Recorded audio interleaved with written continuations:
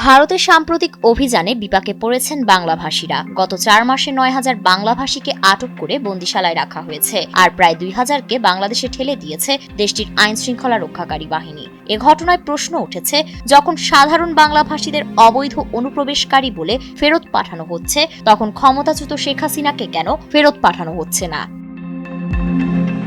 এই প্রশ্ন সরাসরি তুলেছেন ভারতের হায়দ্রাবাদের জনপ্রিয় মুসলিম নেতা, অল ইন্ডিয়া মজলিসে ইত্তেহাদুল মুসলিমিনের প্রধান ও সংসদ সদস্য আসাউদ্দিন ওয়াইসি।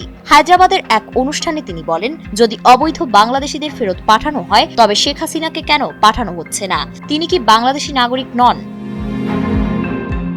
ওয়াইসির এই বক্তব্যে ভারতের রাজনৈতিক অঙ্গনে ব্যাপক আলোচনা শুরু হয়েছে, কারণ শেখ হাসিনা বাংলাদেশে এক বিতর্কিত রাজনৈতিক ব্যক্তিত্ব হলেও ভারতীয় রাজনীতিতে তার অবস্থান বরাবরই কূটনৈতিক টানাপোড়েনের বিষয়। ওয়াইসি মনে করেন, ঢাকা অভ্যুত্থানের মাধ্যমে নতুন সরকার ক্ষমতায় এসেছে, তাই ভারতের উচিত হবে সেই সরকারের সঙ্গে সম্পর্ক রক্ষা করা। অথচ একদিকে ভারত শেখ হাসিনাকে আশ্রয় দিচ্ছে, অন্যদিকে সাধারণ বাংলাভাষীদের আটক করে সীমান্তে ঠেলে দিচ্ছে।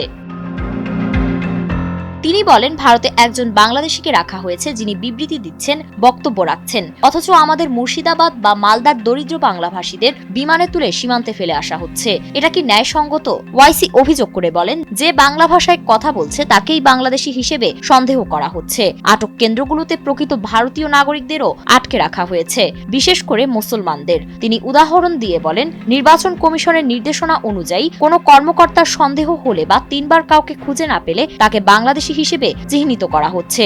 এই প্রক্রিয়ায় মুসলমানদের নামই বেশি বাদ পড়েছে। ভারতের অভ্যন্তরীণ রাজনীতির পাশাপাশি ওয়াইসি মোদী সরকারের পররাষ্ট্র নীতি নিয়েও কঠোর সমালোচনা করেন। মধ্যপ্রাচ্যের প্রসঙ্গ টেনে তিনি বলেন, গাজায় ইসরায়েলের সামরিক অভিযানে হাজার হাজার মানুষ নিহত হলেও মোদী সরকার নীরব থেকেছে। ওয়াইসির অভিযোগ, নীরব থেকে আসলে ভারত সরকার ইসরায়েলের গণহত্যাকে পরোক্ষভাবে সমর্থন করছে।